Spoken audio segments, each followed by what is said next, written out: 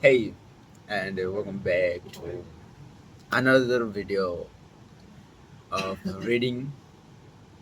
Okay, in this video, I'm going to read the sloka number 4, 5, and 6. Okay, in last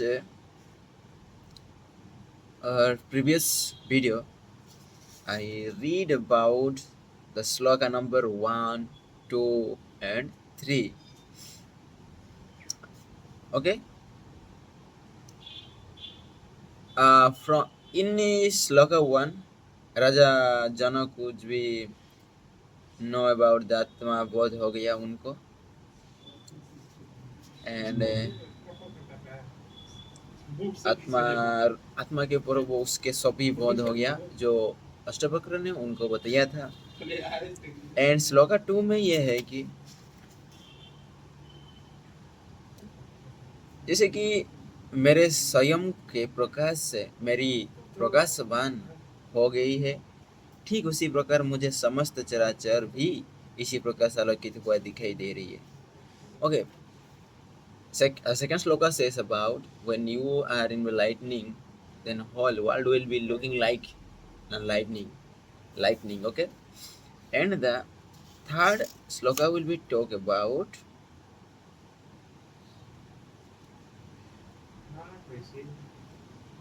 of आश्चर्य हो गए, माने they are shocked कि जब देह का मोह छूट गया और विश्व में भी आसक्ति ना रही तो अब मैं थोड़े से ही की कौशल या प्रयास से परमात्मा में साक्षात दर्शन कर रहा हूँ। Okay, when you leave the whole Kamvasana Maya, then you you will be get the Digdarshan of Paramatma by little bit try, just little try. Okay, then today I talk about uh, the sloka number 4. Sloka says, यथा न तोयत विनाश तरंगाः फेनवद्बुधाः आत्मान न तथा भिन्नम विश्वमात्मा विनिर्गतम। सामान्य अर्थ है कि जिस प्रकार जल से उत्पन्न तरंगे फैन और बुलबुले जल ही है और तत् उसके भिन्न नहीं है, उसी प्रकार समस्त जगत भी आत्मा से भिन्न नहीं है। समस्त चराचर उसी से समाहित है और उसी से उत्पन्न है। यही परम सत्य है। विशेष विवेचना है कि अष्टावक्र ने परिणामवाद के उदाहरण से जनक को जगत, शरीर और आत्मा परमात्मा के संबंध को समझाया था कि दूध से दही बन सकता है पर दही से फिर दूध नहीं बन सकता। ब्रह्मा से जगत उत्पन्न हो गया परंतु जगत ब्रह्मा नहीं हो सकता क्योंकि वह अनित्य है, शाश्वत है। जनक इस प्रतीत में गुरु से भी एक कदम आगे बढ़ गए। वे जगत और आत्मा के संबंध को जल में उत्पन्न तरंग, फैन और बुलबुलों के द्वारा आगे बढ़ाते हैं। जल से उत्पन्न ये सभी पदार्थ पुनः जल में विलीन होकर जल हो जाते हैं। उसी प्रकार यह विश्व भी आत्मा से उत्पन्न होकर उसी में विलीन हो जाता है, अर्थात विश्व आत्मा से भिन्न नहीं है। यह असंग का प्रभाव है। जल को न तरंग से, न फैन से और न बुलबुला से प्रतीति है। वो अपनी लय से बहता रहता है और जो भी उसमें समाहित होना चाहे तो हो सकता है, परंतु उसकी अपनी इच्छा नहीं कि उसे किसी का साथ चाहिए। शर्त है मुझ में विलीन होगा, तेरा अस्तित्व मुझ में सिमट जाएगा। क्योंकि तू मुझसे ही उत्पन्न हुआ है। अब राजा जनक आत्मा सत्ता के चिर स्थायित्व के विषय में पूर्ण रूप से आश्वस्त है कि मरण धर्म या जन्म धर्म नहीं है।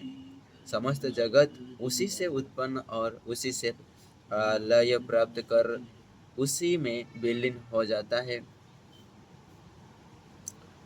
Okay, this is about the sloka number 4, and sloka number 5 says about तंतु मात्र भवेदेव पट यदधिचारितः आत्मा तमना आत्मा तन्मात्र में वेदम तथादित्यम विचारितम। सामान्य अर्थ, वैचारिक दृष्टि से देखा जाए तो कोई भी वस्त्र भिन्न भिन्न वस्तुओं या भागों की जटिल संरचना प्रतीत होता है, अर्थात वस्त्रों को हम उन तंतुओं का लयबद्ध समग्र रूप कह सकते हैं। इसी प्रकार परमात्मा में भी समस्त चराचर इसी लय में पिरोया हुआ है। जिस प्रकार तंतुओं से वस्त्र और वस्त्र से तंतु आबद्ध है, उसी प्रकार आत्मा और विश्व का संबंध है। विशेष विवेचना। जिज्ञासु शिष्य ने गुरु युक्ति से आत्मा स्वरूप को जान लिया तो अब विचारों की व्यापकता प्राप्त होने लगी। यह स्वाभाविक ही था, विशुद्ध बोध की यही प्रवृत्ति होती है। नवीन विचारों का सृजन होता ही है। अब जनक की दृष्टि व्यापक हो चली है। वे विश्व और परमात्मा को अलग ढंग से परिभाषित कर रहे हैं। वे कहते हैं कि जिस प्रकार किसी वस्त्र का अस्तित्व तंतुओं के लयबद्ध ताने बाने से है, उसी प्रकार विश्व का भी अस्तित्व ईश्वर से है। ईश्वर ही विश्व में भिन्न भिन्न तंतुओं के रूप में लयबद्ध है। तंतुओं की लय टूटती जाती है तो विश्व का अस्तित्व भी सिमटता जाता है। यही अद्वैत है। विश्व और ईश्वर पृथक नहीं है। अद्वैतवान विश्व और आत्मा के एकात्मा रूप को द्विभाजित करता है और यही समस्त अज्ञान का कारण है। विश्व का प्रकटन आत्मा से है। उसी आत्मा से पृथक सत्ता मानने वाले अज्ञानी जनक उसी अपनी वैचारिक अनुभूति से व्यापक बल देते हुए कहते हैं कि विश्व एक का मूल आत्मा है।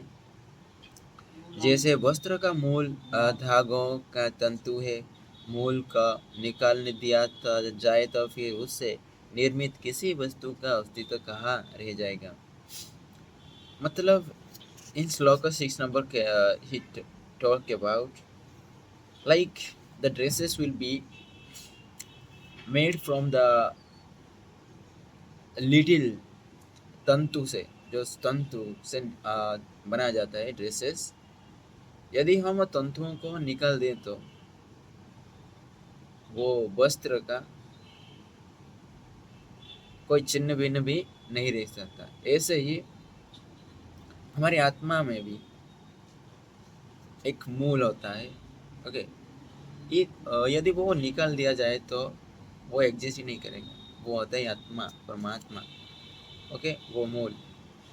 And the shloka number 6 is यथए व्यक्षुरसे क्लुप्ता तेन व्यप्तैव शर्करा तथा विश्वमायी क्लुप्तम माया व्यप्तम निरंतरम। सामान्य अर्थ, जिस प्रकार गन्ने का रस निकालकर पीने पर उसमें शक्कर की मिठास का अनुभव होता है,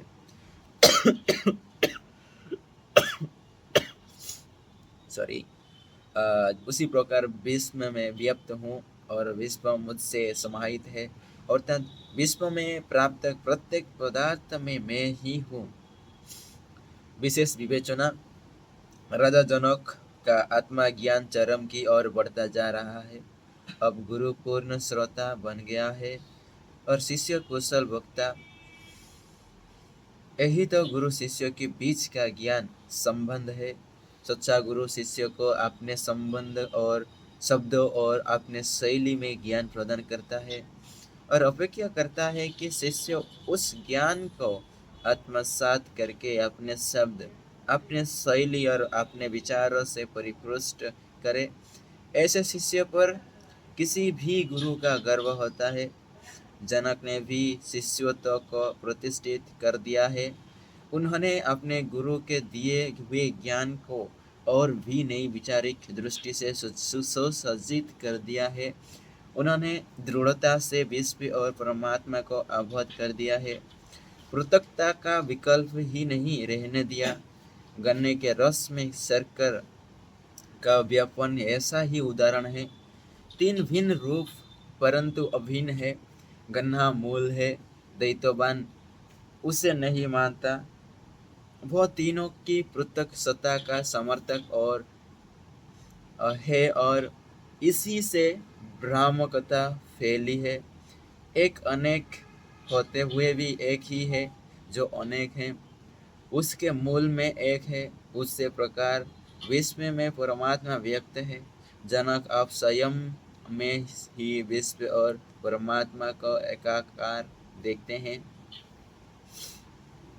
Okay, this is about the sloka number 17. 17, not 7. Okay. No, 7 or 6. Then next is 6, 7. Okay, next we will talk about in next video. But before going to the close this video, I talk about the your sloka number 6. Talk about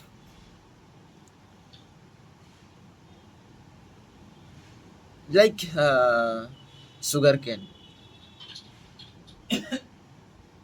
The juice of sugar cane feel like an sugar like that वो विश्व में व्यक्त हूँ और विश्व मुझ में समाहित है। विश्व में प्राप्त प्रत्येक पदार्थ में ही हूँ। मतलब means he want to tells about this sloka like वो शुगर होता है ना, मिठास, चीनी, शुगर। जब हम गन्ने की रस पीते हैं हमें लगता है कि भाई किसे लगता है कि किसी शुगर की जो शुगर को पानी में डाल के जो रस शुगर के रस पीते हैं मिठास लगता है। इसी प्रकार आत्मा इस विश्व में व्यक्त है, एग्जिस्ट है विश्व में। एंड जो विश्व में जितने भी पदार्थ हैं, जीव, अजीव, सजीव, सब पदार्थों में मैं हूँ। बट इन जो भी एग्जिस्ट करते हैं, लिविंग पदार्थ हो गया, living things, they have an souls. Means आत्मा इज व्यक्त इन एवरी पदार्थ things in the world. So that means world एक वर्ल्ड भी हो गए एक सेट ऑफ ऑल द पदार्थस that contain the souls. if we sum that, मतलब उसे हम सम करें तो मैथमेटिकली, देन वो हो गया वर्ल्ड मतलब वर्ल्ड में भी वो आत्मा एग्जिस्ट करती है। ओके, मेरा वो मैथमेटिक्स का क्या बोलते हैं कॉन्सेप्ट याद आ गया हमें। ओके, इसमें सेट भी काम करता है। ओके, दिस श्लोक में सेट, उसके बाद आता है वेक्टर स्पेस, उसके बाद लीनियर अलजेब्रा भी। एक ही श्लोक में ये चार की उदाहरण दे सकते हैं हम।